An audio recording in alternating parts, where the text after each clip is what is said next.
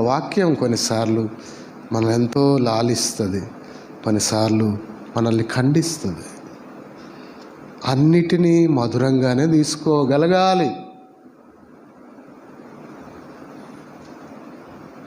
అది సరైన స్పందన. లాలిస్తేనేమో హర్షిస్తావు, ఖండిస్తేనేమో ఏమండి విభేదిస్తావా, వ్యతిరేకిస్తావా, అలుగుతావా?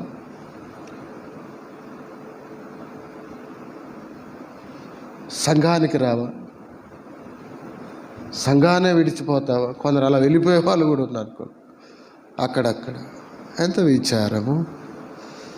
కనుక వాక్యం అన్ని కోణాల్లో మనల్ని దర్శించటం మనకు క్షేమం. మన స్పందన ఏంటంటే మధురమై ఉండాలి.